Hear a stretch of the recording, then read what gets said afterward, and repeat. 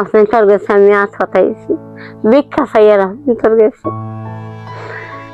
প্রায় ২৫ বছর আগে স্বামীর ছায়া হারিয়ে খেয়ে না খেয়ে ছোট্ট এক কুঁড়ে ঘরেই মেয়েকে আঁকড়ে ধরে বেঁচে থাকার যুদ্ধ শুরু করেছিলেন গোলাপগঞ্জ উপজেলার হাজীপুর এউলাটিকর এলাকার বাসিন্দা নেওয়া বেগম, যার জীবনের বাস্তবতা এতটাই কঠিন যে খাবারের অভাবে বছরের অধিকাংশ দিন কাটত রোজা রেখে।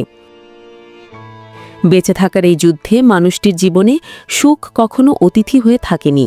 বছরখানেক আগে নেওয়া বেগমের মেয়ের গলায় হয় টনসিল।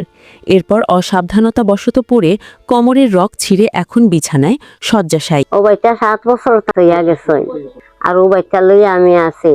আর এবলা বাচ্চা অসুস্থ এখান থেকে আর খানোর আমি আর রাতাম হারিয়ার না আতে আতে আমারও বয়স হয়ে গেছে রে বাবা।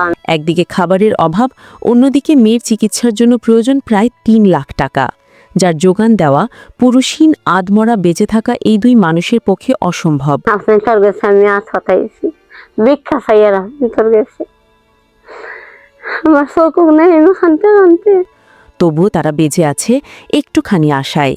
তাই আসুন পবিত্র এই রমজান মাসে নেওয়া বেগমের আশাটুকু বাস্তব করে ফিতরা ও জাকাতের মাধ্যমে এই বোনটির পাশে দাঁড়াই।